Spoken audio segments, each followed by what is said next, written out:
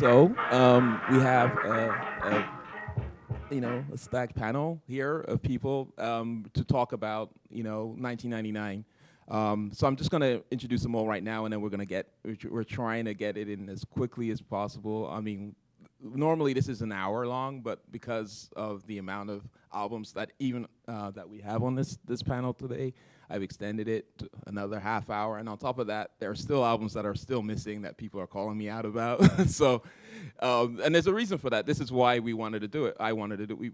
It's because it was a particularly strong year for Toronto hip hop. So I felt like it was worth celebrating. So I'm going to bring out the panelists without further ado. First up is Mur of the Grassroots.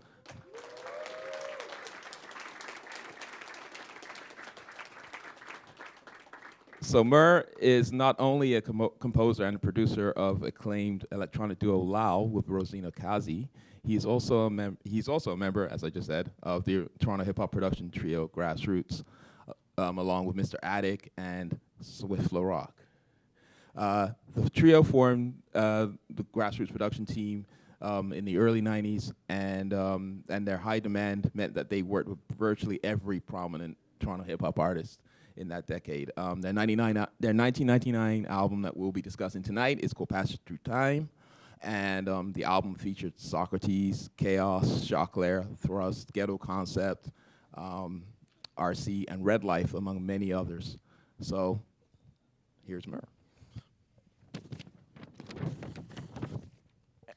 Our second panelist is Mansa Trotman.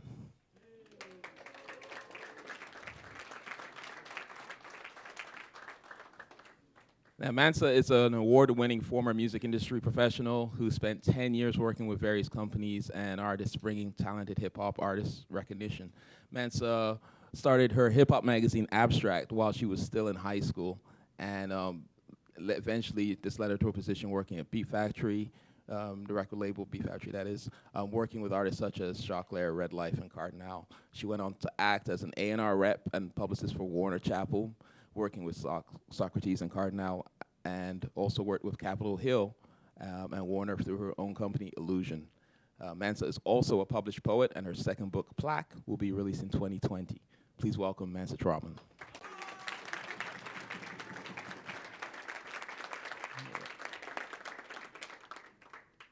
Our next panelist is Mathematic.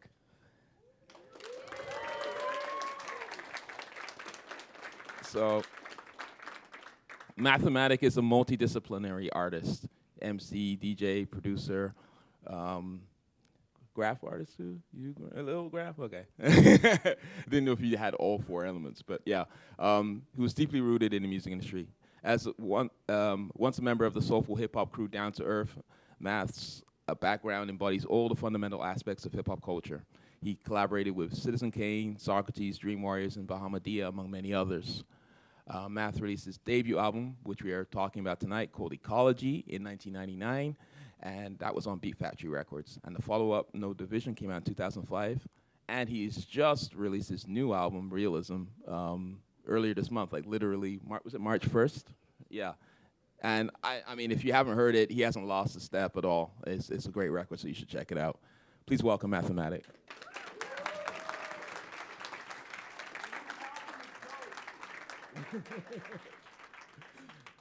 And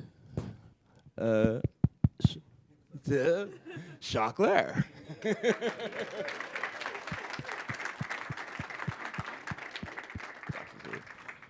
Choclair has been an integral part of the Canadian hip hop scene. He came on the scene with the single 21 Years and Just a Second, and what was singles like, 21 Years, Just a Second, and What It Takes. 2018 marked the 20-year anniversary of one of the most important individual songs in the history of Canadian hip-hop, which he was a part of, which was called Northern Touch. And this year marks the 20th anniversary, of course, of his debut award-winning album, Ice Cold.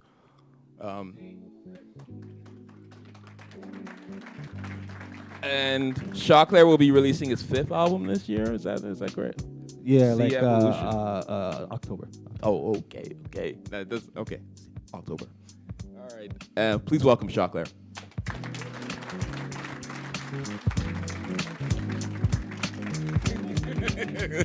And yeah, we hope to be joined by Socrates as we go, but we're going to start as we go now. And one of the things we're going to do, as I was mentioning off the top, 1999 was a particularly strong year for Toronto hip hop, in my opinion. So I'm kind of hoping to get some backing on that. I mean, I think the fact that you guys are actually here speaks to that. I think what had happened earlier in the 90s for many of you who might have been familiar with the music at that time was just the fact that there was a lot of independent Toronto hip hop that was coming out, but a lot of it just kind of came out in this particular year. One of the things that had happened was 1998, Northern Touch had come out, and I think that was a catalyst for a lot of things that happened in the next year. And so one of the reasons I wanted to talk about that was to kind of document it and actually mention that this actually happened, because it feels like even at the time there wasn't much coverage of the music. There's this exhibit that's downstairs called For the Record, and I think Mark Campbell, who is curating that exhibit, is here somewhere. I don't see him right now, but the reason, but that's a double meaning to that particular exhibit. It means, actually recording it and documenting it. So this is one of the reasons why I wanted to look back at this and actually talk about these records, because they were really important. So, and I wanted to ask Mansa off the top, just because of the scene at the time, because you started your magazine, when you were in high school. You must have seen that there was something going on that you wanted to document. What made you look around and see and think, I need to kind of start this magazine? Well, I was going out a lot, and so I was hearing really good music. I was hearing really good music on radio, but I wasn't reading about the artists. The only things that I was reading were about American artists, and I wanted to document all of these really great Canadian artists that I was seeing. And the only way to do it, I thought, was to do it myself. So that's what happened. So basically, what we're going to do is we're going to start with the beats. So we're going to start with the Grassroots, because they were a production team, and they ended up. I felt like they represented a sea change in the Toronto hip hop scene, in the fact that you definitely heard a difference in the sound of Toronto hip hop once they started to become established. The album Passage Through Time comes out in 1999, but they really started establishing themselves from like 93 onwards. The album title, Passage Through Time, I understand was something that was your idea, right? Yeah, it was me that came up with the idea for the album Passage Through Time. It was one of those things where we were going through a lot, and we've been through a lot, dealing with a bunch of labels at the time, or one label in particular, and it was like it took us so long to get to this place, and we were like the passage of time, and it was kind of a metaphor of like time passing, but at the same time staying the same. And in reference also to the music that we were sampling, and like how legacies were passed and such and such. Yeah. So the three of you got together. What areas of this? Where were you guys? Were you all in the same area of the city, or how did you guys connect? No, me and Roger were from Brampton, and Swift, rest in peace, was from Rexdale. And what brought you together was more so just the music specifically, because I understand Swift's kind of bedroom was kind of the ground zero for your work. Yeah, Islington and Finch, pretty much. Swift was best friends with this other person that was had a cousin in Brampton that went to my high school, and he connected us through another DJ friend of ours, DJ Villain, who was like a turntablist from Brampton back in the day, and I used to go to his house like every day and practice turntablism. That's kind of how I started out. But yeah, it was like a Brampton Rexdale connection, and there was two kind of bases actually. Roger's house was also a home base. We would go there a lot to produce records, and his mom would cook for us and stuff. It was really nice. Yeah. By the way, Roger is Attic. Is Mr. Attic, just for the people that don't know. Okay, so like I said, the sound. When you guys started producing records, Ghetto Concept was one of the first things that I think people heard. You guys you guys produced two Juno back, like in 90. Yeah, let me think about it. the best rap recording in '95 and '96 was one by Ghetto Concept, I believe. Yeah. And you guys produced Yes. both of those songs. We did. Yeah. But there was also a bunch of material before that. We were recording with this a lot of the artists on Groove A Lot Records, and so there was like Orb, who was like Jellystone and Sky Juice, and I can't remember the other guy, and Born to Roam, which was me, Swift, and Rome Yeah. had a group together. We subsequently ended up opening for Ice Cube. That was probably one of our biggest claim to fame. But yeah, not the best performance, but yeah, yeah, and that was a thing. So we were always kind of producing for groups, and people were constantly passing through Swift's bedroom, and like, yeah. Right. So There's more to that too, but yeah. I think on the album there's like 15 artists, 15, 16 artists. But the thing about it is that it's there's a sound that goes through the whole thing, and So the first single off that extra record is what we're gonna start with, I think. If Attic is ready, this is Thematics. Yeah, I was here. Now I'm gone. Word life. Yesterday. A-R. C. Double E. Grassroots. Don't be shy. Yeah. I rock this mic. Talking a lot of junk. You gotta edit this part out. Yo. Surgery exploratory through canals of oratory. Co-reveal a folder story of the man who sought the glorious title of idol. Future lord of vinyl, people recital. Stopping these shows after a prose is vital. To the Malik heartbeats for survival. Dropping them flies, they foes, stopping they flows for real. MCs are seeing us putting and popping they shows. Advocator of the truth, especially to expose. Pseudo primo producers that got me calling up bros. For the hot shit, that don't notch shit, that blow the spot shit. Getting me amped like niggas with they first Glocks. Get the toxic. Bitten my words is alluring, curing. Corrupted minds, erupting divine rhymes. Acquired taste like fine wine. Syllable edit, smooth, unwrap. Now rap, you can't define mine. What's ain't enough for this hair stuff? Rewind time, suckers. Between me and you, more than a fine line. It's like a canyon with party people demanding. While hip rappers are phantoms, disappearing clear. Miranda mama, writer of anthems to reciters who understand them or wanna cite it. I know you're feeling it, don't wanna fight it. Appealing enough to write it. Just buy the album when it drop. Until the rhythm of the track say bye to rock. A little jazz, rockin' with pizzazz. To my man called Grouch, you're not a slouch. To my man D Scratch, there is no match. And the I, Kevin K, say all the way. You're to my man SOS, so funky fresh. To my man Nautilus, top of the list. To my man Mr. Act, cold sample the stat. And to my man called Moss, we paying the cost.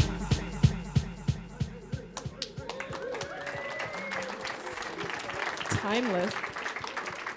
It's timeless, eh? Yeah. What? It's timeless, even though there's been a passage Yeah. of time. It's timeless. Well, this is the point of this panel. Thank you, man. No, just joking. Just a disclaimer, it might not be all clean versions, so y'all know. Right. Yeah, I should have said that off the top. But anyway, but the reason that song is actually interesting is also not just because of the production quality of it, but just actually in terms of RC's, who was the MC on that track, his it's actually kind of like a snapshot of Toronto at the time. You can hear in the chorus, he's kind of shouting out a number of DJs that had a huge influence on the scene at the time, including SOS, who was really important, and and Grouch and other people and of that nature. It just in terms of the sounds that you guys were picking, like you guys were like buying a lot of records and just kind of like trying and sampling a lot of things that a lot of people weren't doing, weren't using. I mean, I think that was kind of the thing. I mean, we were heavily influenced by the Native Tongues at the time.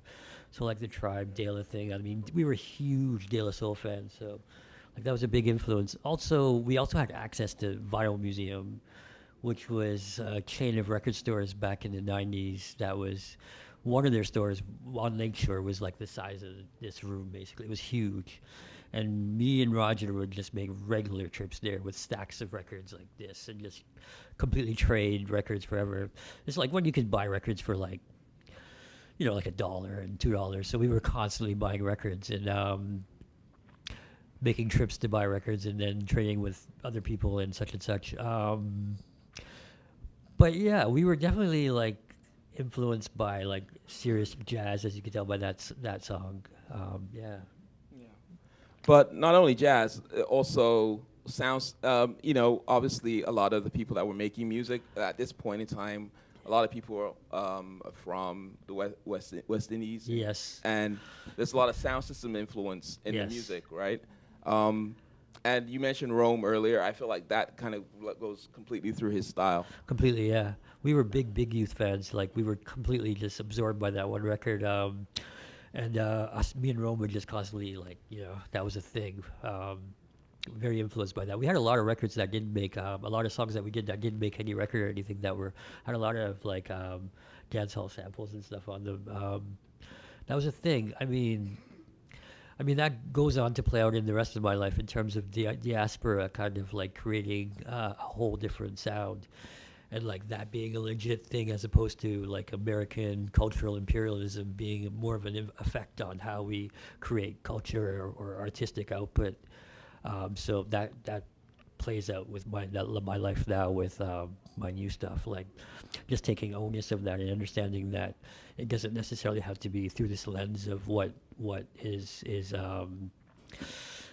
commercial success or what is fabricated as like deemed as the culture of the time for it to be a thing. Right. Yeah. So I think there's one record on this album that kind of encapsulates what you just talked about in terms of diaspora sound systems. Yeah. And I think that record's Postal Work. Yes, that would be So it. let's just play a little bit of that. What we have here is some more don't care. Got my man Disco up in the studio. I go by the one they call Rome. International star porn upon this microphone. Think Kong Postal Work is kinda bust, cause Disco Adventures I will tell it to ya. It'll seem like an irony. Came in with nothing, leaving with something. Yours today, mine tomorrow. Don't beg or borrow. Nothing comes for free. Women for coffee. Some even fight over me. Oh, what a travesty. You see what I'm saying? Sometimes you can't just rhyme cat with hat. You know what I mean? You need to flip that. You know what I'm saying? You gotta flip that. Yeah. Yes. Yeah. There's a really beautiful video of our record release party that happened at the Reverb, and when Rome performs this song, it's like all the things, like the most. Rock star. Yeah. It Like was all the things get hit. Yeah, like, it you was, know, it was like just the most beautiful thing ever. Like- and like looking back, I just recently saw footage of it. Looking back at that, and I was like, wow, this is what happened, and it just, yeah. Anyways, it's a thing. yeah, it has a vibe to that record. And it's the thing about Roman's performances is that he just goes in and out of like about 3 different accents. Yeah. Like, you know, Yeah. like, and it's just intuitive to him. And obviously, and the other thing about Rome is just that his full name is Mr. Rome from the Plant, right? Right. So the Plant is Pickering, yeah. yeah, He's so from it's Pickering, yeah. yeah. So you know, Yeah. I just thought. He used to go back and forth from Brampton to Pickering. His mom lived in Brampton, in Bramalea, exactly like when I used to live there. So we used to hang out all the time. I used to walk to his house all the time. We used to hang out, and yeah, and then he would go back to Pickering, and that was his other, yeah.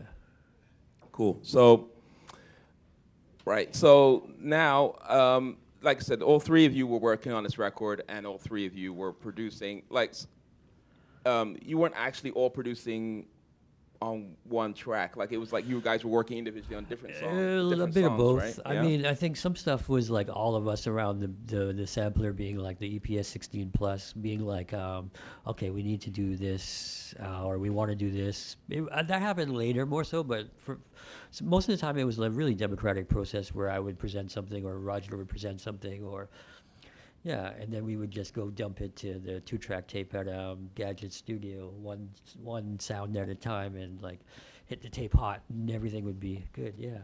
I feel like Gadget's name is going to come up a lot tonight, or at least a little bit. Yeah. Can you talk? Can you talk a little bit about who Gadget is to you, anyway? Well, I mean, Gadget for me was the beginning of like the audio engineering world and like understanding what bass is, what high frequencies were, what everything was. He used to have a studio somewhere in North York. We went there for the first time. This guy named Basie was there. At the time, we were working with Julian Arthur, who was part of Groove A Lot Records, and he introduced us to Gadget, and then we went over there and hung out for a bit.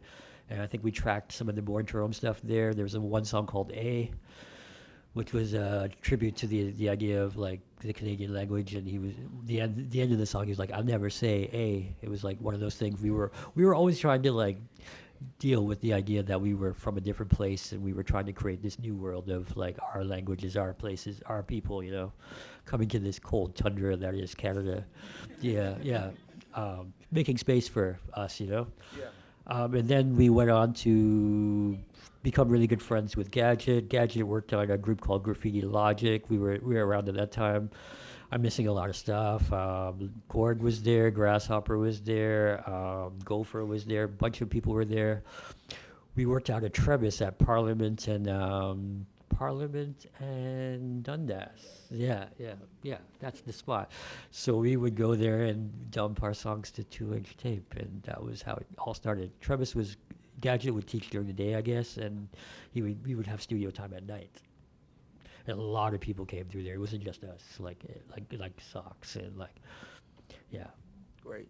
Okay, so the other thing about this record that I think is really interesting is that not only Choclair is on the record too with Socks, you had who at the time people were kind of established in the Toronto scene, but then you also have people like Red Life who were kind of maybe newer. It was this mix of like kind of newer and emerging people. And also one of the people that was on this record who hadn't put out an album yet was Chaos, right?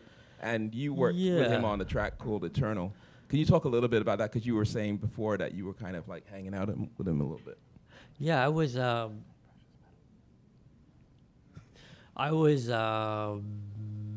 worked at a record store called HMV that was like on Yonge Street.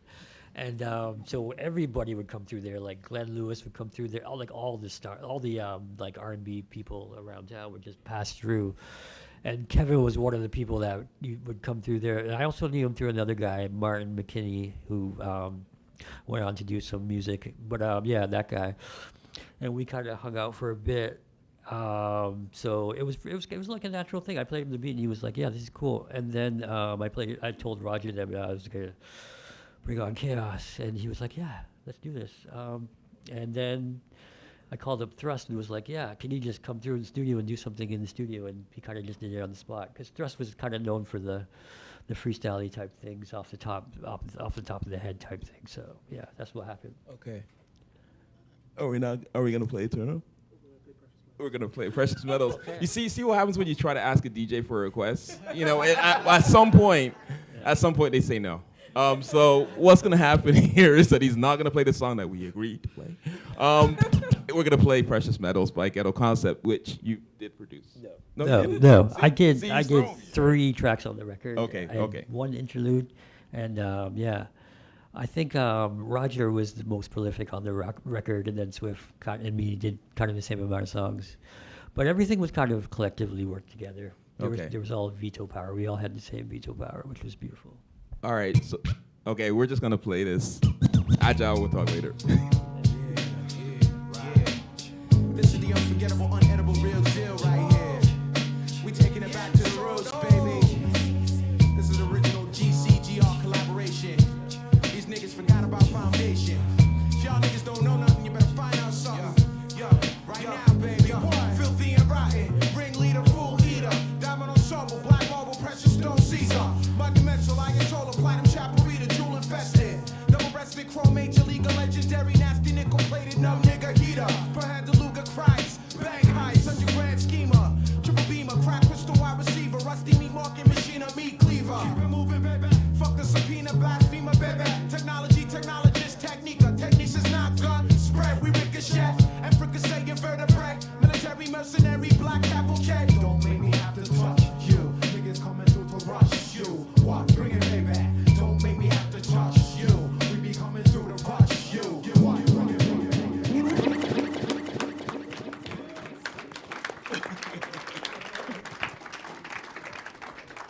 So Agile has a reason why he didn't play the Chaos track. Apparently, it was, okay. It just something went wrong. But there was but you know what? You guys need check out the Grassroots Passage Through Time album. Which is not available on any platform. So you could maybe find the record on Discogs. Which is the reason Yeah. why we're doing this. We want people to Yeah. know, more people to know about this record. Yeah. So Yeah, that's a real thing. But yeah, okay. hopefully we'll reissue it at some point. It's a hidden gem. Yeah.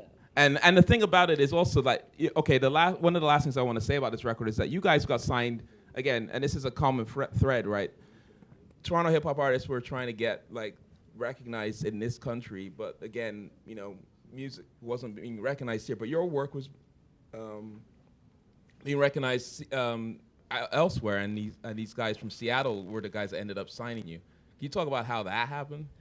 Through Attic again, Roger, he was creating records. Him and Moss, I think, got hooked up with Jake One, who was from Seattle, and they kind of like developed a thing there. And then Supreme, who lived in Seattle, had a record label called Conception, and Roger could probably talk more about this because that was kind of his thing.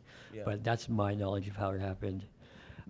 There's also a lot of lineage between. I know a lot of people know this, but like the whole like patois kind of hip hop thing, that was kind of really stolen from Toronto in some ways because of like if you think about Black Moon and Smith and Wesson, there's a story about how they came to concert hall and saw Orb perform, and then before that they were just regular New York rappers, but after they saw that they went back to become what they are now, Influence. That's a thing, but yeah.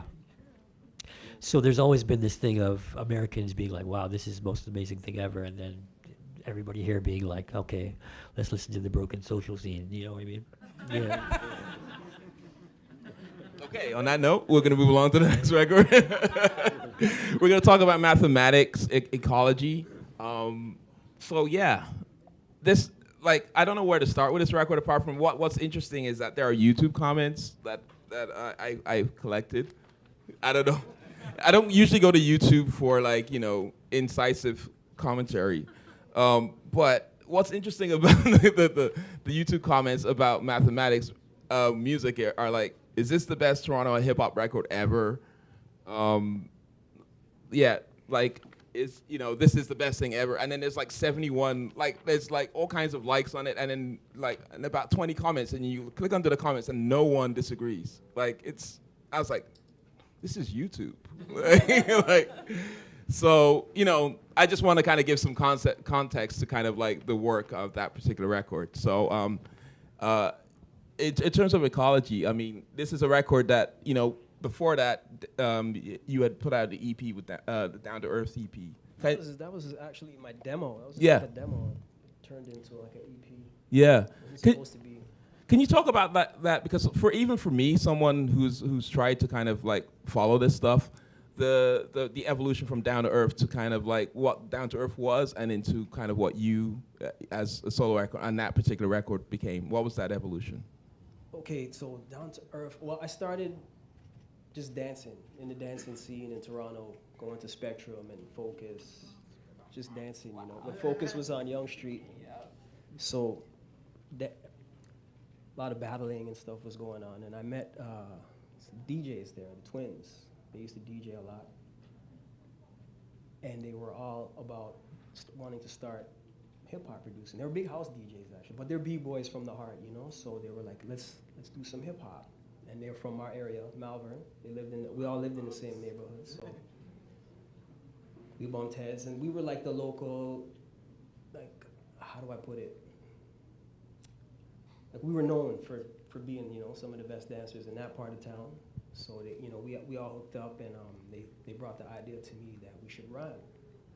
And I was rolling with some cats, Six Sense.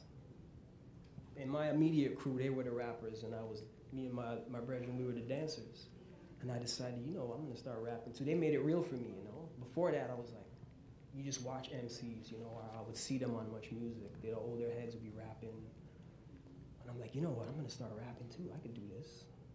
I didn't see any boundaries, It was just all hip hop to me. So I'm just like, let me start this now. So that's how we started rapping. That's why I started rapping, and they came with the beats, and yeah, we just started recording. I started writing, recording, started building on the EP, and that's how the EP came about anyway. Right. And when the album was actually coming out, I was starting out as a writer. I remember kind of dating myself. And I remember Mansa actually hit me up. It's like, you have to hear this record. Mansa, I'm telling her right now, and she's like, she doesn't remember this, but 20 years. but I was like, I don't know. And then I know I'd heard you on. I think that was the thing. I had gotten confused because I had heard you on the Rap Essentials Volume 1 on the track called Learn to Earn, but I didn't realize that this was you now as solo as Mathematic, specifically with this particular record that was coming out now. You know what? That was all Yeah, wording. yeah. That But was yeah. we were still down to earth. For Right. some reason, they decided featuring Mathematic, Okay, and then I found that separated us.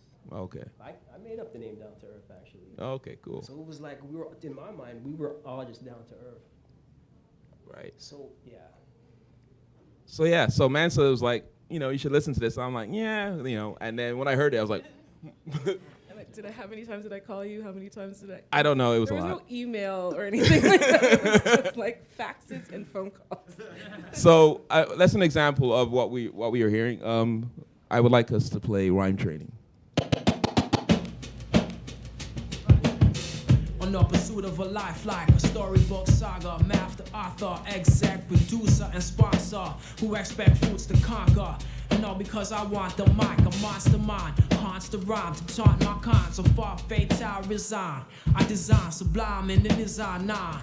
I'll take you on a transport, deep inside a man's sport. I'm keeping the fans caught. Yo, I command thoughts, strapping like a jam spot. Pack the map with rap, verbal attack, reality facts. Cause if the strategy slack, look into math, without to be fat. Yo, I intercept when you attempt to tempt. And percept the percent of worth sent. Keeping the herbs bent, but herb bent me. And worse, let me just project on my cassette. Rap on my two texts, a true vet who bets DL, mic straining. Be like training, keeping the elements relevant, maintaining. Yo, I'm stating why my game is here. I'm reaching out to hear my name in your ear throughout the span. Of my life I am committed to rhyme training. Yo, I'm rhyme training throughout the span. Of my life, my man, rotate my song thoroughly and understand.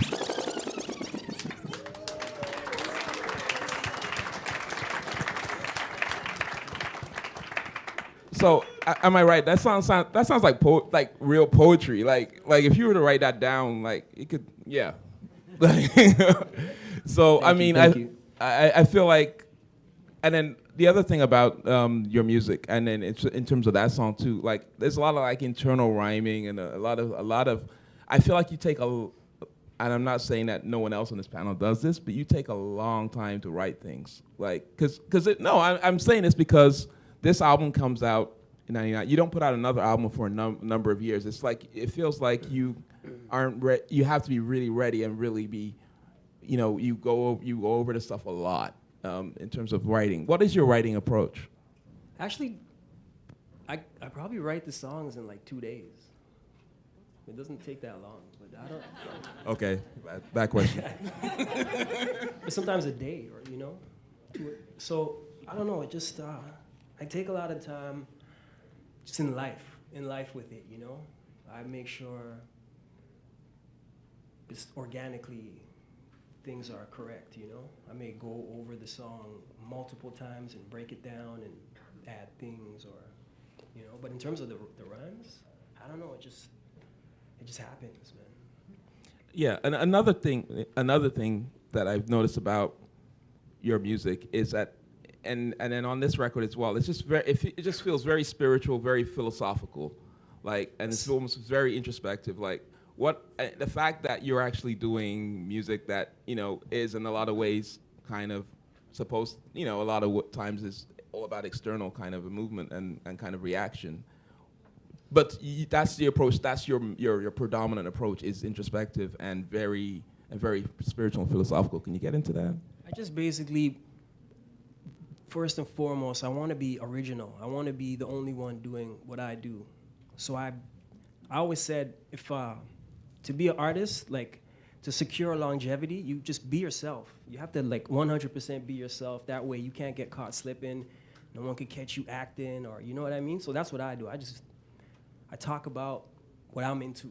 stuff I think about. I like the spiritual side of life and learning new things and b-boying, and just, I come from a time where I didn't want to be like him or anybody else. Like, these guys would drive me to find a more original way to approach it. So I was just trying to just separate myself, you know? Mm-hmm. So it's just all me. It's not any type of angle or scheme or anything like that. Yeah. If you hang out with me, I'll be talking about stuff like that. And the thing about this new album, that's what I'm saying. If you hear the new album, it's just like, yeah, that's mad. Like, he's like, it really feels like you can tune out any kind of external influences on that are making your music, that could influence your music, you know? You know why? Because this is my culture. I'm Trinidadian. I don't do the Carabana. I don't, you know, it's no whether my religion is rap, you know, like Guru said. You know, so.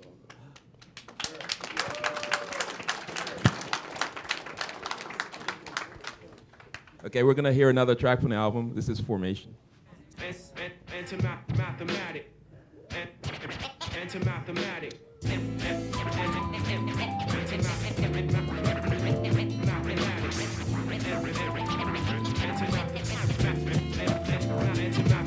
Through creation, I told y'all and hold y'all with music. My formation and souls of those that chose to use it. No misunderstandings are handed to your ear. I prepare this year to stay sharp like spears. Mathematic in the universe to manage the truth.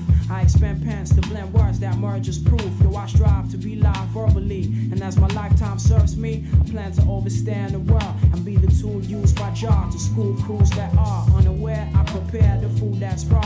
I saw fast pass, but they never last. And so I keep my pad fat, full of clever crafts and devil math.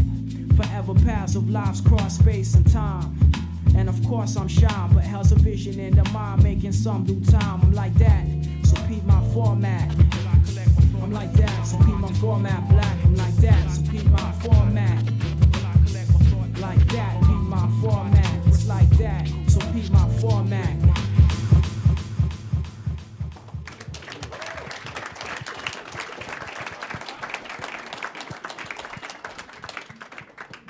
Okay, so It's my version of a main source track right there. oh, I see it. Produced by K Cut Really? from Main Source, yeah.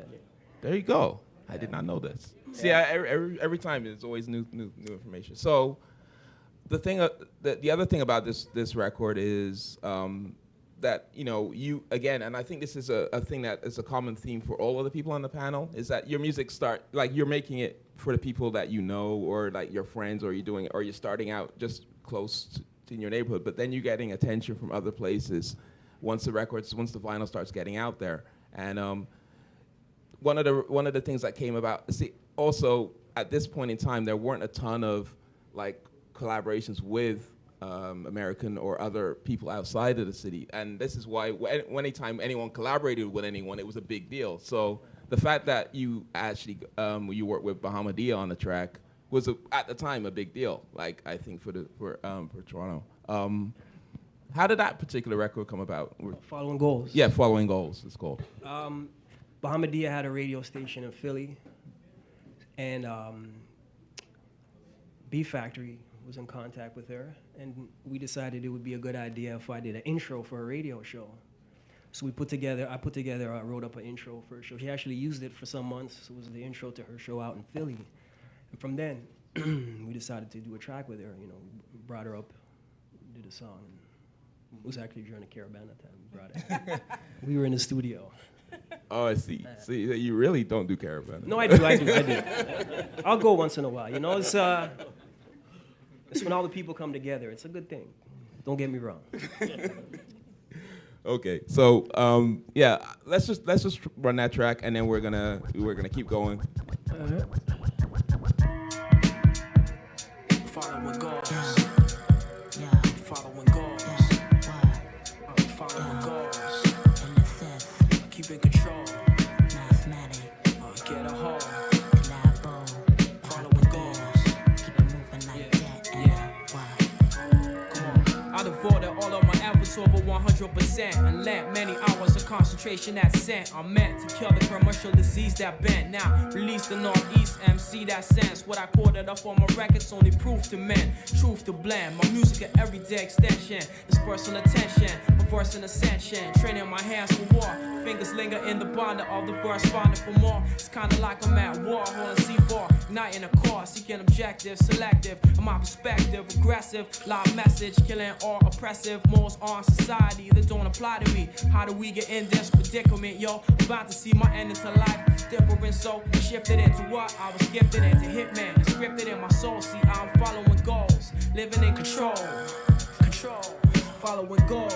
Maintain full control. While taking a toll, Going after dreams you I'm hold. writing a scroll. Never borrow or retrieve what I'm I'ma owed. let you receive what's told, to conceive and unfold. Following goal. Maintain full control. Taking a toll. We almost, you know, we almost didn't use that for the chorus.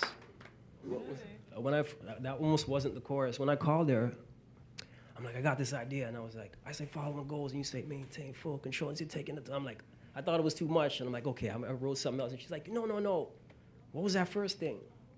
So yeah, it almost didn't come out like that. So I remember this record comes out on not only did you guys there was that cross-border collaboration, but I found it on like a German compilation album. I think it was called Super Rapping or something like that. Yeah. Yeah, so like it got out there. Like, you know, did you kind of get a lot of, in terms of your record and in terms of the album, did you get a lot of feedback from Europe and Definitely. Germany, and had artists from Germany wanting to work with me and stuff like that, and Japan, and yeah, all over. Mm-hmm. Not too much in Canada though. Funny that. But the other thing that I find interesting about that song is that it's a male-female duet, and you guys are talking like a lot about it's not a love song. You know, it's actually a song about just thinking about, you know, it's very philosophical, and it's like a duet and a back and forth thing. I mean, it's a rare type of record, I think, for that time. And you know, I mean, I think that speaks to kind of like what you were saying earlier about being really original. Yeah, no doubt. I have to keep it that way. And she was in the middle of reading some book, and if you listen to her verse, she talks. The first time I ever heard about ether, I didn't know what ether was. First time I ever heard it was from her. She was real deep. So I was just trying to match the intensity, you know, and just keep it, rep our country. Because now it's like the States and Canada, you know, I had to hold it down. So that's all I was trying to do, man. So I was trying to hold it down for the city and the country. Thank you. And All right, my so. pleasure, man.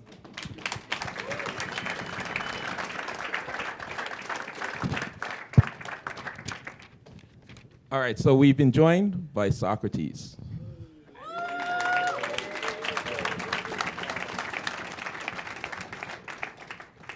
So I'm going to read his bio right now, and then we're going to get into Underground Tapes. So Sox, as he's known sometimes, has also been a fixture in the top. It's been a fixture in the top tier of Canadian hip hop scene for over 20 years.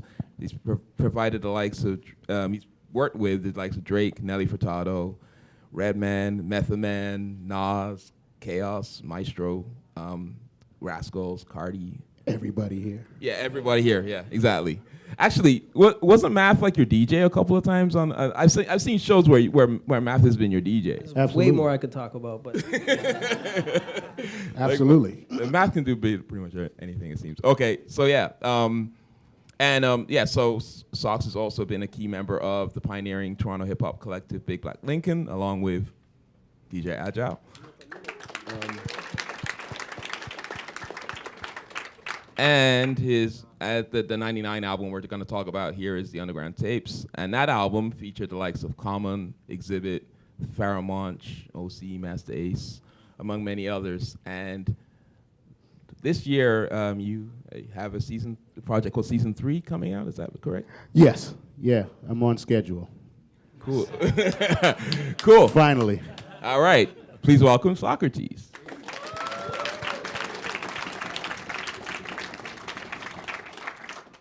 So I guess what we wanted to talk about was when we talk about the Underground Tapes. When you hear that title, it doesn't sound like, it sounds like you know, this isn't really an album. It sounds like a collection of things, right? And in a way, it wasn't really intended to be an album as far as I know, right? What can you tell us a little bit what had happened just before this record comes out? Well, it's lemonade, you know. You get lemons, you make lemonade. A couple of deals that had gone sour, pardon the pun.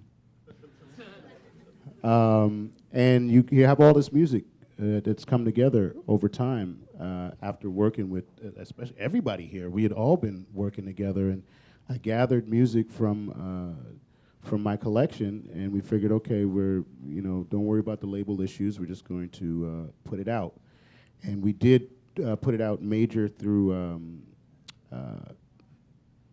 EMI up here, but that's actually directly connected with Eugene Tam at Play the Record. Big up Play the Record, absolutely. And Awesome Aziz, the two of them put together their label to get things going, and they helped me and another guy named Too Rude put our music out that year, and they had a distribution deal through EMI. So we did it major up here, and we did it independently in the U.S. with another guy who was working his way up, a guy named Mike Karen, who is now the president of A&R at Atlantic. He's responsible for T.I., CeeLo Green, Ed Sheeran, the list goes on. But this was all before he blew up and kind of before while I was blowing up.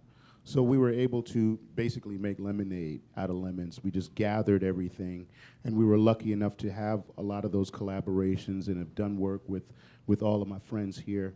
And we figured, okay, instead of trying another album with a full concept and all, let's just gather all of this music, put it together, find an order, and just put it out and see what happens. And that became the Underground Tapes. Yeah. Right, and the thing about the record is, again, like I said, with Mathematic working with Bahamadia, that was considered, a big deal. But, any kind of collaboration. But you had like 6 collaborations with, and then these things have been building up over a period of time. You had been kind of getting a lot of, you were causing a lot of a buzz, really, with just the people that you were working with, like. And you started really young with this, right? Like, I think when your first single, you were still in 12th grade, right? Yeah, like halfway through the summer of 11th grade. Okay. Yeah, 16, something like that. Around the time me and Shocks met, because we had put out, we had already had the Steppin' Bigger record out, which was Still Caught Up, and that was 1994. Thank you for that. And again, that was with Eugene Tam. But yes, it all kind of came together with the buzz by, I think my first TV appearance was actually on Channel 2, TV Ontario, when we used to do that. I was 16. Me, Marvel, Cardi, and Solitaire, I believe, went down there to rock a show whose host eventually became the host of Rap City, Oliver, who ended up hosting Rap City after Michael Williams and that whole thing. And then we end up on Rap City with Tracy Melchior was hosting. We could big her up too, because she's made her way up. She's done really well. And she had me and Marvel on the show to do Hate Runs Deep. Now I was 17. You could go up on YouTube, it's there. And I sound a little different than I do now. I look a little different than I do now. It started early. It started early, and Shocks, I think he was only like a year my senior. He was like right alongside with the whole thing while we were doing it. He's, kind of in the shadows, just waiting for his turn while we got into the studio and started getting his records together. So this is pre-99. By 99 he had it, but this was all pre-99. I think Hate Runs Deep, as Agile is playing a part of, was 96, 90, 95. So I mean, we're talking about 99 right now. If you want me, exactly. This is what I mean. You don't want me to fill it this all was up. it was a very long, drawn out thing. That's what I'm saying. Because like when the record comes out, it's like we've been waiting for this. Like that was the feeling I think from people who were following your music. The album is we've been waiting for this. Exactly. So the intro on the record, for those who haven't heard it or don't remember it, or that's right. Yes, with DJ X. It's with Yeah, DJ X of the Power yeah. Move show CKLN at Ryerson Radio, and he's interviewing Socrates, and he says at the beginning, like, first of all, I've never gotten you on this radio show. Like, it's taken you forever to get you here. And then, like, what happened? Like, what happened to this record that you were? Because you were signed, I believe, to Warner Records like in '97 or around. Yeah, that Warner Brothers. Yeah, Yeah. 97. And then this is when the record deal, you know, for whatever all the reasons you're saying, it kind of just didn't work out. And now this record, The Underground Tapes, is you picking up the pieces of that particular scenario. Exactly. And the thing about this record is that I find that because it could have been something that could have been a collection of songs, what we end up with is that there's this very kind of, I think the word that came to mind for me was like a pugilistic kind of approach. It was like, I'm going to prove to people that, you know, I belong here. Even though this thing didn't work out, I'm going to be very aggressive and kind of show you kind of like who I am and why I was signed in the first place kind of thing. I think I got lucky because with that kind of opportunity, you're not forced to just collect music that you've been working on for 8 months. Mm-hmm. You know, all of it was over years and different deals and different collaborations. So if you get to pick out of a bucket like that, you know, it's more like a bin that you're picking out of rather than just, okay, 8 months of work. This is, you know, they say it takes you 10 years to make your first album, and then you got 8 months to make your next one. Your whole life to write your first album. That's what it was, exactly. Your whole life. And I was lucky enough to get that opportunity where certain things didn't necessarily pan out, because everything that's come back to me from the Underground Tapes, I would have never expected. I just thought it would have been run-of-the-mill album by album, but that one for me is such a staple that I'm still working to this day because of how the opportunity I was given. So again, it's lemonade, baby, lemonade. Okay, let's hear Money or Love.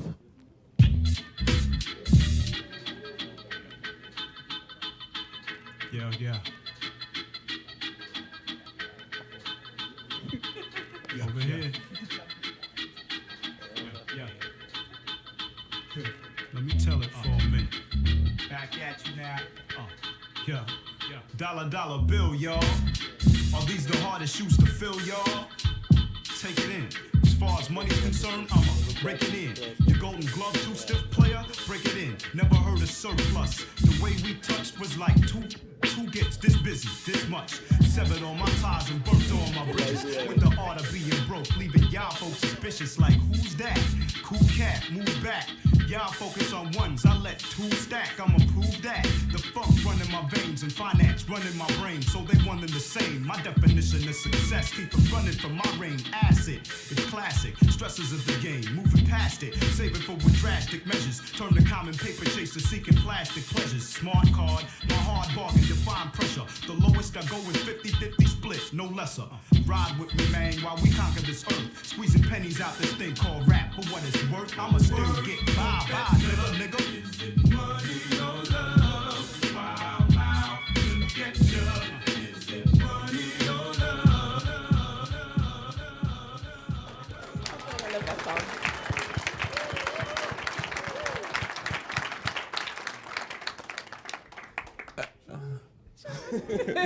Another one of those things where it feels like that song in particular has, you know, there's a lot of things that come along with that song. Actually, by the way, the exhibit downstairs for the record actually features the video of this song, which kind of is off, people see it up and down like on YouTube. I don't know, but it's there downstairs if you wanted to see it. The exhibit runs to the 28th. Good looking, Mark. On Yeah, getting that. actually lucky to see that because it was, it was actually taken off the air because of some of the label issues I was having to deal with along with Hate Runs Deep, and I'm happy that somebody, because I didn't upload it, but somebody did. Somebody uploaded the full video maybe a couple years ago or something, and I'm just like, oh, okay, awesome. Awesome. Thank you. You can't stop them. Can't stop, won't stop. Yeah. The other thing about this song also is that I don't know if anyone else remembers the movie Boiler Room, but it runs over the end credits of that film. I don't know. Me and Pharaoh Monch had his Get the F Up, Simon Says. They played the first verse, and if you stayed in the theater long enough, in the closing credits, boom, it comes on. And most people did, because they loved Simon Says. And the movie was great as well. And again, that was Mike Karen who connected me with that, got that locked in. Got paid a pretty penny for that, too, at the time. Publishing. And but if you stayed long enough while you're putting your jacket on, it would come on. And my, of course, again, as Mansa said, this is all pre-internet, pre-social media, all of that. So if your phone starts blowing up, because it's funny with us as Canadians, and I'll just put this in here quickly, is we don't always embrace our own art or artists until they blow. And that was a moment that showed everybody who didn't necessarily believe in the beginning that it was real. Because you're leaving the movie theater, Pharaoh, okay, yeah, we know that's real. But when my song comes on, then they're like, oh, okay, now this is real. Until then, a lot of people didn't necessarily believe that it was real. And that's just kind of a stigma that we have rolled with. I think we've shed that now. As Torontonians, have we shed that? Now we've shed that stigma. We believe in ourselves now. I think the Raptors gonna win tonight too. I mean, Yeah.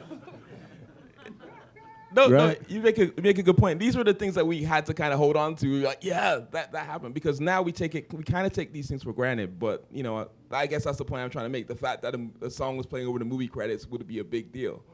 The fact also, I remember also when my Steez comes out for Choclair, for example. You know, DJ Premier kind of cuts up two words of a Choclair song. People are like, oh, Toronto. Yep. Like it was literally like these were the scraps we were feeding off of at the time. So you know, Yeah. so basically, you know, that's the That context. also goes back to pre-internet, and now that when the internet came, it was like it became global, so everyone was hearing about us, and so we could see how everyone was reacting to us, and then the confidence kind of built, and we're like, okay, yeah, Toronto's pretty cool. But when we're in this little bubble, we're like, we don't know if anyone else likes us, so should we like us? Yeah, Mansa, actually, you were working with Sox a little bit at this time, Yeah. and Capitol Hill. What were you seeing in terms of, like, you know, just in general at this time with like this particular project, and just kind of like how people were responding to it? I think it was excitement that something was finally out. I think people were waiting a long time for this. We all were. And so when this came out, everyone was very excited, especially, I dealt with press, and staying with the movie thing, that kind of brought the excitement as well, where people were like, okay, now we want to talk about him. Whereas before I was kind of like, there's Sox, but it became bigger when the actual album was out. Yeah, and the thing, Capitol Hill, for those who don't know, was one of the many independent labels that were out in Toronto at the time. Mm-hmm. Just you had also been working at Beat Factory with Math as well. Like, kind of like what were the limitations? There were definitely pros, I guess, of getting this feedback, but what were the limitations that you were finding? Well, I think going back to when you're talking about my magazine too, that was the mentality that we all had in Toronto was, okay, the majors aren't doing anything for us, so let's do it ourselves. And so that's why you'll see a lot of mini labels that came out at that time, was everyone doing it themselves and not necessarily taking what the major labels had set as this is how we do things, but making it our own and creating our own rules, which was really exciting too. So yeah, with Capitol Hill, we had this huge star, so it was a lot of fun working there. Yeah. And before this record had come out, Sox, I mean, you had been, you know, I stumbled upon the audio commentary of the Underground Tapes that's on Spotify for those who might want to check Yes, it out. on Spotify. If anybody wants to hear a lot of the stories, I do a commentary for each song for the re-release of the Underground Tapes album. So You can get a lot more information than just in the short time we have here on how each of those songs came together, and I can guarantee you're going to hear a few of these names that come up in the stories, 30 seconds to a minute before each song on Spotify, the Underground Tapes. I believe it's called the Deluxe Edition. Big up Stephen Mann, who said, can we do this? He wanted to re-release it and add commentary. I think he compared me to Mike Tyson. He said, Mike Tyson did it. I was like, okay. All right, cool. And I think it was Tyson had helped Sean Price out. May he rest in peace as well. So that was a connection to do it. Yeah. So in terms of the other tracks that were on this record, again, Pharoah Monch has come up a couple of times here. And again, that whole pugilistic kind of approach I felt like was kind of even going on that record. It feels like you guys are really kind of looking at how many words from the thesaurus you could use or something like it. Oh, yeah. Like it just feels like that's kind of like what you were doing, is that you were just basically trying to like be lyrically innovative as possible. Well, it's like what Matt said, working with Bahamadia. It's the same kind of experience because we always felt like we're the underdogs. That might have changed a little bit now, but I still feel that underdog feeling when it comes time to collaborate with anybody. Not only in our city, but especially from the U.S., the birthplace of it. So, yes, there's a level of intimidation, but it keeps you on your toes, keeps you sharp. Was that iron? Yes, iron sharpen iron, steel sharpen steel. So yeah, we went in, and me and Exhibit, I always kind of go into a quiet place and write it down because I know who I'm going up against. And then I think Redman might have been the pinnacle because he's probably one of the best to ever do it on the planet. And going up against him on songs, the first time we got an opportunity to do it was WKYA when I got my Def Jam deal. And the Def Jam deal based on the Underground Tapes album, I got it because of that album. And it's always that way. Now, let's get it very clear. When it came time to write Body Language, me and Kareem, my brother Kareem here, were going head to head. And we wrote it based on Mr. Murray's good friend, Mr. Attic, beat that he had on his pager. We didn't even have it on a CD. We had to call his pager, and it played every 15 seconds and write to this beat through the speakerphone. And try to outdo each other. It's absolutely true, but and try to outdo each other, And this was like, okay, and it's the same energy, because Kareem, okay, my name's Amani. I'm Amani. It's Kareem. It's Lyndon. These are all the friends, right? But Shocks, when we first met, when we brought him into the fold, he was the best. If not probably still the best now, but he was the best. Like me and Cardi and Marvel had to kind of think, okay, what we gonna do about this? The freestyle session at the Hate Runs Deep video shoot was dumb. He just took it. Can I just say something real quick? Yes, please do. Okay, so Sox, Solitaire, Marvel, Anthem, Look, a whole bunch of others, they're all part of Figures of Speech. Me, coming from Scarborough, we were part of this crew called Paranormal. So I was the outsider, my friend Ro Dollar, Casey Thomas, who was around then. But every time I'd be walking with these guys, we'd be walking by the Big Slice, and Anthem would just look at me and be like, rap! And I'd have to just bust into a freestyle. I just start freestyle in the middle of Young Street, and these guys are just all looking at it like I was going for stripes and stuff like that. So it was definitely dope coming up with these guys. Yeah, absolutely. I'm telling you. So to answer your question, the level of competition and what it drives you to do, international competition absolutely would get you on your toes. But I never turn my back on the level of having to, for instance, work with Math on his new album. My verse had to be tight, because he's coming with that heat. When me and Shocks did Body Language to kind of get that going, and that wasn't our first collaboration, but I know I had to be amazing because everybody that I choose to work with, is already kind of, they've developed, they're confident, they've done great things. So I just try to beat them, not even match it, beat them. And on that note, let's play Innovations.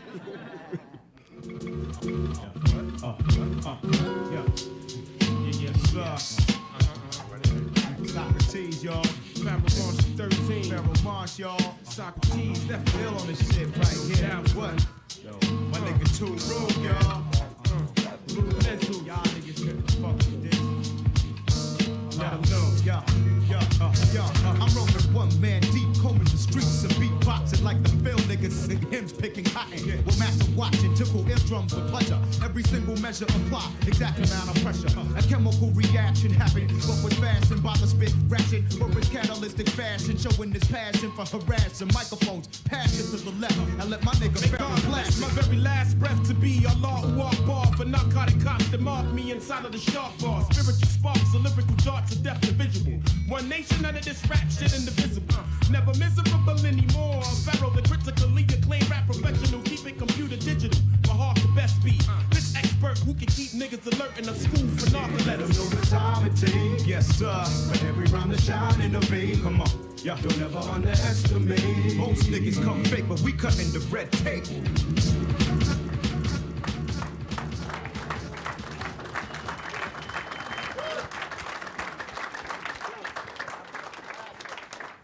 I always wanted to ask you this. That oh, at the end of the hook, how long did that take? Because that's low. That's a oh. You mean like this? That's my favorite part of the song. That doesn't take long at all.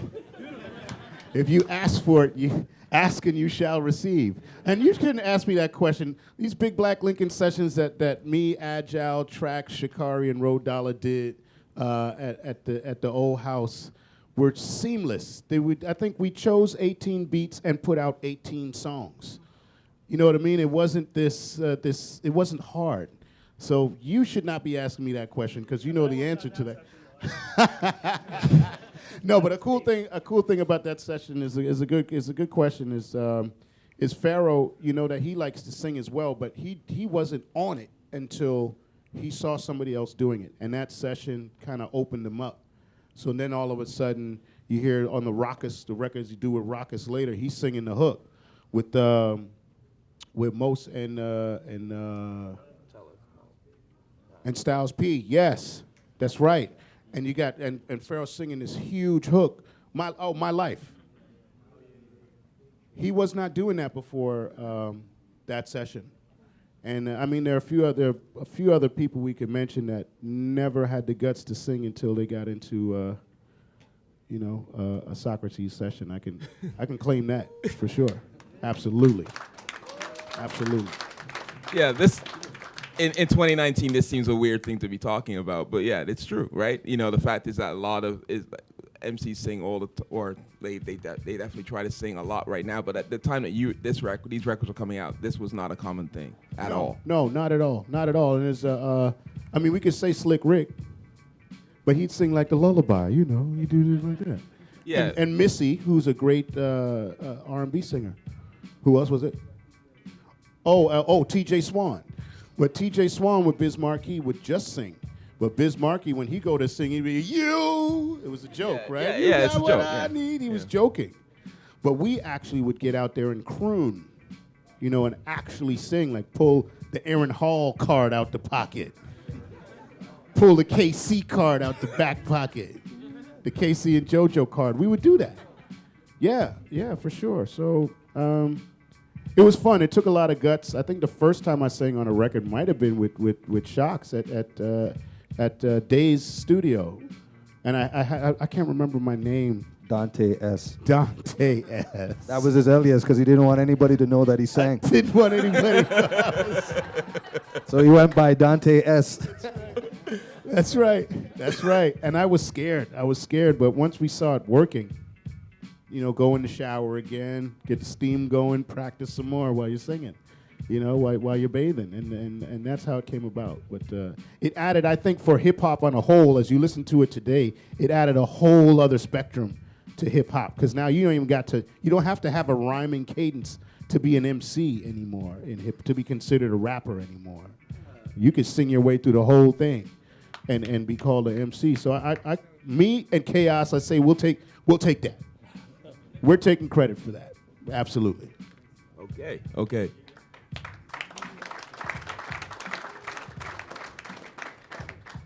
So I think we need to get to the last record that we were going to be featuring tonight, and that was Ice Cold by Choclair.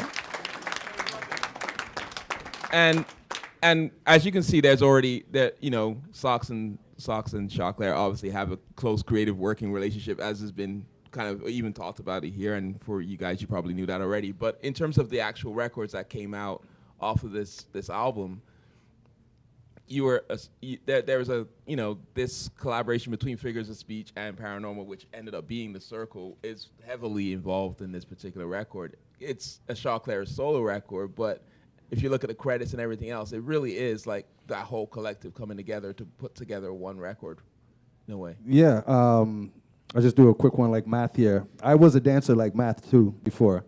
I used to dance for my older brother who was Livy B. Barely.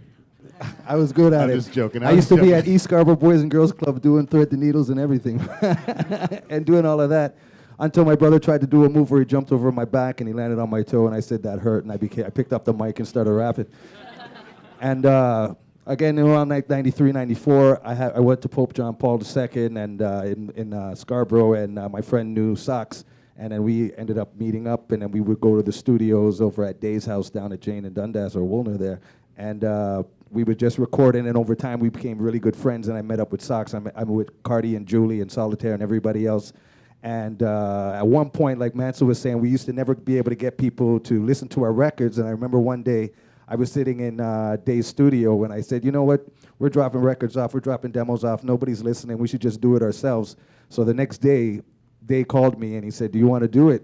And I said, okay, let's do it. At this point, I was kind of giving up being a rapper. I was like, okay, I'll just go on the back end of everything. And Day and Sox had this record called Father Time. And then back then, you always had to have a B-side, but we had no artist because I wasn't even rapping anymore. So I was just like, well, let me record this song I'm working on, called it 21 Years. And Sox Father Time blew up really big. And I remember one time I was listening to 88.1 and DJ X was on there and somebody called in and they said, yo, you know, that Father Time record is really dope, but you should really also take a listen to the B-side. And then X said, okay, yeah, let's play that B-side. And then 21 Years just did whatever. And then we decided we were a record company, we needed another record, but again, we had no artists. So I recorded What It Takes with Julie in just a second, and What It Takes went on to go and be my very first Juno that I ever went and got with Julie Black. And then from there, we just decided to continue to put out records. We put out records with Solitaire, Cardi, Julie, Sox, Danny O, a lot of other people around, a lot of people coming up, and just kind of did that. So that's kind of like my backstory coming up. And I just remember, yeah, me and Sox, we used to, he used to come around, pick me up in his Mustang, not knowing that he needed glasses at the time, driving like a madman on the Don Valley Parkway at night. We almost, oh my gosh, this guy was such a maniac. But we became really cool, and we just started working on music together, and working on music, and working on music. And I remember, I'm trying to remember the order of it all that it came up, but I think that's when Body Language came out. Because you guys were working on the Grassroots record, and that was the thing. We were going off a pager. We were just sitting there, and we used to just go back and forth and just sit there in 15 seconds, rewind it, and we would try and come up with the most ridiculous lines that we could come up with because it was that type of song. The song was called Body Language, so we were trying to come up with these crazy thoughts and everything like that. And then I remember one day, I think it was me, Cardi, Solitaire, and Sox, and we were sitting in a parking lot somewhere, and we used to pass cassettes. We're all old enough. We all know the cassettes thing over here. So we used to pass cassettes with beats on them everywhere and listen to other people's songs that they did or whatever. So Cardi gives me this beat, and I said, I like this beat. And then Cardi calls me Latte for chocolate. So he's like, yo, Latte. He's like, yo, that beat's a bit too fast for you, brethren. You from Scarborough still. Yo, Oakwood and Vaughn in the house. And so I was like, yo, just give it to me. And then he tells Sox, yo, when he goes in the studio record it, make sure that you're there so he doesn't get some voice double to go and pretend that it wasn't him. That was in 1997, and that song became Let's Ride. And we recorded it in a closet. That's why Socks is at the beginning of the track. And we recorded in Dave's bedroom with a bunch of pants as our backdrop against the microphone. The 1/4-inch 8-track, you had to put your finger in it to spin it because it had to keep up. It wouldn't keep up. And the Atari Cubase system, the monitor was so messed up, you had to turn it upside down so it could work. Like, we just were putting in work. Oh, and remember, that's 8 tracks, but 1 track is dedicated to this thing. And 1 track is dedicated to the Simpty. To the Simpty, yeah, that's right. So we really only had 7 tracks to do it. And I met this guy, his name was Russ Hergert. He was one of the guys that directly helped me out. Same with Mansa and the rest of the Shockettes. I can't even say that. All right, the Shockettes, they were like a big support system for me back then. And yeah, he said, I don't care what record you put out, because he was like, I'm going to get you signed. I'm going to get you signed. He said, I don't care whatever record you put out, just hold on to Let's Ride for me. Just hold on to that. So then what did we do? Me and Sox go in the studio, came up with this crazy beat, and that became Flagrant. And we went and put that out. Yeah, remember, we were in that basement with that Bayesian rum. Yeah. See, my wife can attest to this because I think the machine had crashed and we lost the beat, had to rebuild the beat right here. And I had her sit on my lap and she played it. It's that simple. It was just bump, bump, bump, bump. Bump, bump, bump, bump, bump. And we got it done. And we got it done. Yeah. And so we put that one out. And that became the beginning. And I was just coming off the Northern Touch thing, so it was a good flex at that point, too. And even before that, you know, I was a daycare teacher at Mother Teresa High School. Like, I was at the daycare at the back of MT from there. I was teaching kids, you know, and all this other stuff. And Northern Touch took off. And then everything kind of came to fruition, and we did Flagrant and just started moving from there. And like you said, it was a collective because we were always recording with each other. There wasn't one time. That's why Cardi was also in the studio with Northern Touch, because we were all in the studio together all the time. Not one time there wasn't at least one of us together in the studio. And that's why we kind of come on everybody's tracks on that Ice Cold record. And I always said it wasn't my record. Yeah, it's Shaw Claire's record, but it was all of our records. And the amount of late nights, George's Chicken, all these other things that we used to go, all these different things that we went through, so many adult beverages and coming home when the sun's up, all those things. That was all of us, and that's why that record will forever be like a circle record to me, although it's just my name on it. It's our record. Cool.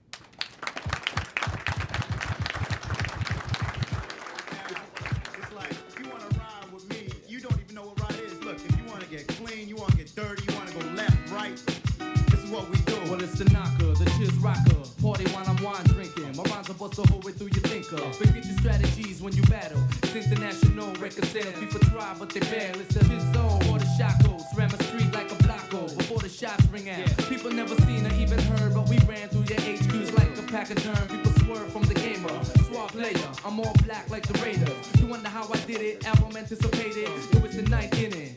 With 2 outs, I hit the home run to left field like Carter did the Philly. Do you understand me? Really, really, really, really, really, really. Yeah. Sorry, I just want to say one thing. One Okay, thing go that on. was cool just about that whole that campaign, Shaw Claire's campaign. One thing that was new for us to see since the success of our champion Maestro Fresh West. Since that and Mishi, since that we hadn't really seen anything really large. And one thing that we knew that Shocks was going to blow or had already blown, was to see his face on the side of a TTC bus. About 10 buses, all different routes all over the city. And then the other one was to see his face on what used to be those coin cards, the calling cards you put into the payphone that you load with quarters. He's there like this on the card. You go to 7-Eleven, he was on the card. Everybody, whether you like hip hop or not, he was on the card. And again, props to Russ Yeah, at that was Virgin Russ Hergert at Virgin. for He making that happen. he Yeah. went all the way to it for me, and I have nothing but respect and love for Russ Hergert for sure. Yeah, I mean, I think that the thing about this record at the time was, yeah, there was all of this attention and hype around it in a way. And then also, again, the reason why it caused so much of a buzz was for the entire decade, pretty much in the 90s, there weren't any Toronto or let alone hardly any Canadian MCs or hip hop groups that were signed to majors. So again, I'm dating myself, but I do remember the Mic Check Awards. I don't know if you remember this. Yeah, I do. Yeah. But, you know, Mic Check was the magazine that was the very, very first magazine I ever wrote for, right? And they had an awards show, and basically one time I think you had won an award or something. You get No, on I stage. know I got one. Did you get Okay. one? And I then think Shaq what Korea- happened Shaq, was you that got one. basically Choclair signing is announced at this thing. Oh yeah. And then everyone got up and like gave you a standing ovation. It was a big deal because everyone was like, "Oh my God, someone got signed in Canada!" Like this was like ridiculous. Like people couldn't believe it. You know what I remember about that too is because the night before, so we've been going back and forth, kind of talking about this, that, and whatever, and you know, I didn't know anything about being signed to anybody. It was just going back and forth, and I'm meeting with people and whatever. So the night before, I don't know, we went to some restaurant. It was a very swanky Italian restaurant, dope food. And my very first time, I remember I was there with Dean Cameron, the president of Virgin at the time, and he goes, "What type of champagne do you drink?" I was like, "Yo, I drink Kanai. I don't know what you're talking about." So it was my very first time I ever had Cristal ever, before it was boycotted. But I still have the bottle at home. I still keep it, and I remember that. So we, I had to leave with it wrapped in tinfoil. They didn't want me to leave with the bottle. And so then the next day we were going to the Mic Check Awards, and I remember the speech, and I think it was Russ. They were presenting an award, and they said, "You know, I know you guys have been waiting for this for a long time, and this, that, and we finally did it. We want to welcome the newest member to the Virgin Music family, whatever." And they introduced me out, and it was actually one of the best moments in my life, because you just saw everybody look out and stand up and clap. And one of the things that it looked like, people were just like, "It's about damn time." Yeah. And that was the feeling that I got. And it was really good. But then that's when the grind came in, because they knew now that, okay, there's people supporting the movement and trying to do everything that's going on. And I remember doing interviews, and people used to say, "Okay, so you have everybody behind you." I remember me, Solitaire, everybody, Cardi, we're all having fun making this record. We're just in the studio, 306, Trebas, or Gadgets, or whichever, just doing music. And then I would start doing interviews as they're setting up, and they're like, "You know, you have people looking for you behind, right? So if your record doesn't do anything, you're going to collapse the whole Canadian hip-hop industry."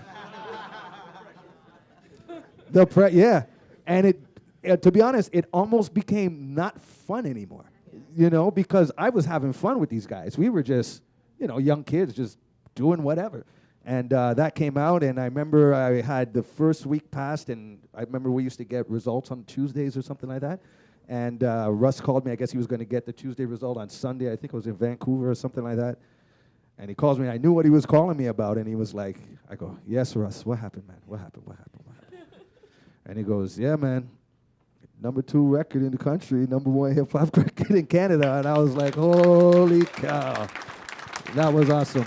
And that was a great feeling. It was a great feeling. And just, I want to put one more thing in there, because when we were recording the record, we didn't have a title for the record. We were going to call it like Vanessa Paris or some type of eclectic something like that. And then the Grassroots came along, and they had this beat. And me and Sox, we would go over to his house in his basement, and it was just this, some like guy funking out. And we just called the song Ice Cold, had Solitaire do some ha-has and all this other stuff on the top. Sox sang in it, and that became the title of the album. It was called Ice Cold, and it was produced by the Grassroots, and that's where it came from. I remember you're talking about the Tuesday results, I remember the entire industry was on the phone that day going, okay, he did it, because everyone was behind you and everyone wanted you to succeed. It wasn't just, you think labels are against each other, and every label wanted him to do really well because it meant that more people could come afterwards. And it did go gold. It went gold in what? Gold in- 35 days at Gold the time. in 35 At the days. time, it was the fastest one going gold Canadian. And they hip-hop gave you the record. plaque on Much Music on live on TV. I remember that. I was just talking with Master T the other day, and we went to Much Music, and I thought it was just going to be like my regular first time on the mix and going to perform. And I saw like an ice sculpture over here and this sculpture over there, and I saw the sales team over there and the president over there, and I was like, wow, okay, everybody's just kind of coming out, I guess, like I had no idea. And then at the end, I did I did whatever I was doing that night, and and then they presented me with the gold record. It was like the record came out like December 2nd or December 9th. I'm trying to remember now, but this is like right at the beginning of January. So I wasn't, and then we went out for dinner, and that was the second time I had Cristal ever in my life.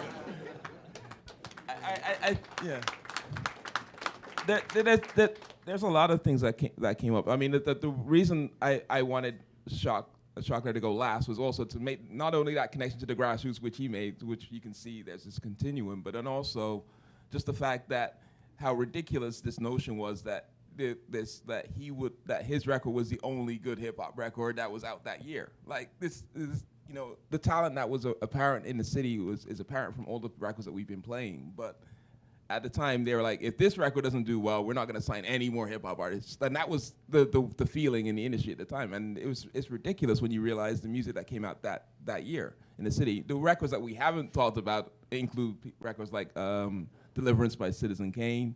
Red Life put out an album which was affiliated with Grassroots called Exodus Part 2. And if we go outside of Toronto, the Rascals also put out Global Warning that year, which had Top of the World on it, which is a big Canadian hip-hop song as well. So it was a really strong year for Canadian hip-hop. So this notion that Canadian hip-hop would die if this record didn't do anything is ridiculous to me. Yeah, it was But crazy. I'm just saying this. So this is why I feel like this year was particularly strong. And in a way, I said this before and it's corny, but it was Ice Cold was really the tip of the iceberg in a lot of ways because it was the one that had all the focus on it, but there was all this other stuff below. Yeah, no, and it was like that, and there was a lot of other artists as well, exactly, and the thing is, when we were coming up, we all branched out to each other, like we all knew each other, we all, like we'd see each other. I remember there was one huge monster jam at Concert Hall that went to like 5 a.m, and everybody knew each other, and we were all cool with each other, and we just loved to do music with each other. So it was just a wonderful time, and just all the experiences and everybody that I do, like everybody I knew back then, I still know now, and we all still good. We don't see each other as often as we used to, but we all still good when we see each other. It's like, yeah, remember that, because everybody remembers the come up. They all remember how we came up, and it was not an easy thing.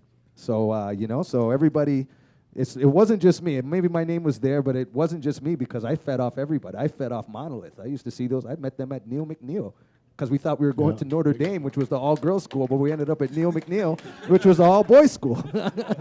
And that's how we freestyled. And it's like a thing in Scarborough. When you see somebody in Scarborough, you walk by where the movie theater used to be, and you'd walk by the theater, and you just look over, and you knew a man that was from Scarborough. You seen him around the way. You just head nod. Just what's up? What's up? And then you meet them somewhere else, and that's how I first met Monolith. And then we ended up freestyle battling and with everybody, all those guys. We went on the road with Beat Factory. We called ourselves the Seven Deadly Venoms, and we even have our own handshakes, and we do all our own things. So it's like, it's just cool stuff. Like, it's just cool how it all came up. And the one thing I always mention to people is like when we used to come up and rap back then, and especially once Ice Cold came out, everybody was challenging, you know what I mean? And they'd be like, oh yeah, I got this, there'd be ciphers, and I used to be in ciphers. I don't really cipher anymore. I'm like, I'm trying to figure out how to make a fillet or something like that. But like, I used to go in cipher, and they would also go and be like, oh, you gotta let my man rap because he's from Boston or something, trying to discredit people from Canada that we weren't that good. And I remember back then, everybody would be wearing Pittsburgh Pirates hats and Philly hats and this hat and LA, whatever that, the Raider, whatever. to now where you see a lot of people just wearing straight J's hats. Straight J's. Straight J's. You know what I mean? Like, it was a big change from then to now. So it's great to see that progress and how everybody, and now we got true love for our artists and the entertainment and the people in the city, and it's great to see because we really had to fight to get that, and I'm Yeah. glad that all of our projects were a part of that. You know, quickly, So just I- branching off of that quickly though, one more because you did touch on a good note, is that collaboration. I gotta let you all know, it's me and Math in 2005, I believe it was, or 2006. I was touring with Nelly Furtado. We actually just ran into her security, which is why we were late. Her old main security saying hello, and we come inside to rush in, and it reminded me when I took Math with me on the road because now I was getting an opening set on the Nelly Furtado tour, and I needed a DJ. Even Math did it with a broken hand. He had a cast with a broken hand. I think he was Taekwondo or some course you were taking. Aikido. Aikido. He had a broken hand. And I also needed a like a hype man, not really a hype man, but like another MC to come on as an added bonus within this 20-minute set. And if you could do the math, that was 2005, so he would have been really young. I think he would have been about 18, 19, and his name was Drake. And he came with me and Math. I took him out there to get some experience on the road because we had already been in the studio and whatnot. Okay, it's like, okay, let's get some road. So you get you your first in-ear monitors. You get to see all the big set, the big stage. And I think we started off in, what was it, Quebec, right? Montreal. And then Trois Rivières. And the coolest thing was, as we're collaborating, this kid, because of Degrassi, he's getting surrounded.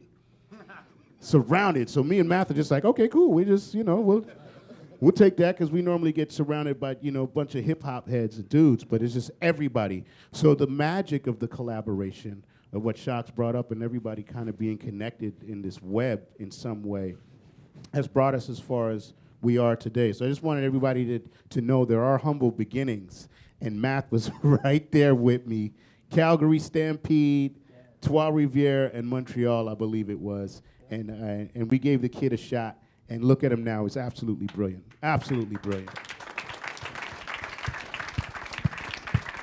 Okay, so I think we're gonna have to wrap, but I do want to say we're gonna play one more song, and I think in the spirit of collaboration, the second single from this album was produced by Socrates, and it was called Robin, and I think Yeah.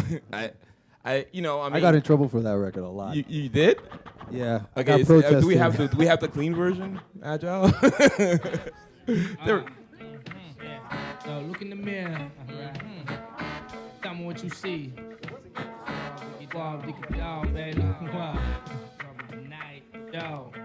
Be loving tonight, right? Yeah. I remember seeing you in spaghetti straps, knapsack held up by your back. When I seen it, I was like, damn, girl, do you have a man? Body looked like it was wrapped in saran. Hear me? Told me no, I was kinda surprised, really. Out late nights, spending mad cash to live. See the walk you were walking, open my eyes, and the talk I was talking, part of your thighs. There ain't nothing wrong, cause we both grown.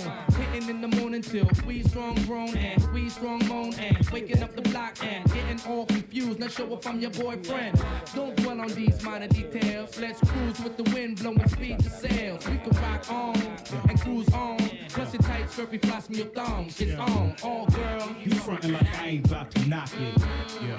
I got a rocket in my pocket. 2 tickets to your ecstasy. And one for this chick standing next to me.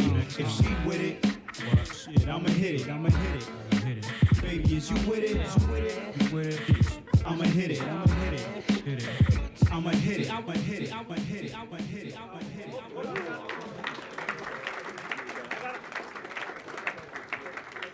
I got a special surprise. My very, very good friend, brother from another brother named DJ P+, we were talking about this last night, and he's like, I got the original beat for Rubbin' on cassette. So, no, this is the original beat on cassette. It's a terrible transfer. And I think it was like maybe a 3rd or 4th generation cassette, then transferred to MP3. So the sound quality is not the greatest, but this is the original, courtesy of my friend DJ P+. I wanted to play it for you guys. We will not put it on SoundCloud. It's not my song.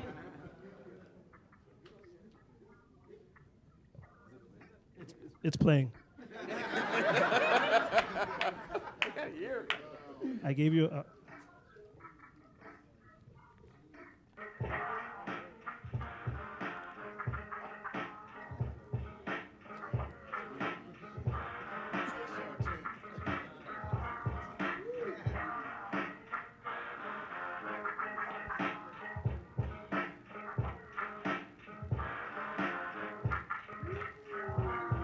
That's classic.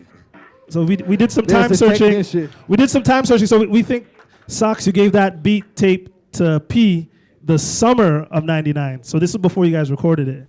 That's Yeah, crazy. 'cause that was the last song that we put on the record too. Amazing. Yeah, yeah. I just wanted to share that. Dope. Yeah, yeah. Could I just say something real quick? I just want to say one thing too. One thing I'm very happy about the Ice Cold, and that this year, what is the year this right now? 2019.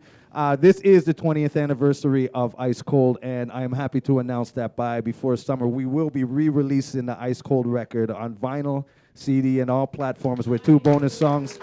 So before the summer, we will be re-releasing this album, and thank you to everybody involved. We're just finishing off certain stuff with it, but yeah, we're re-releasing that, and I'm so happy that it's coming back out again and getting re-released. Thank you.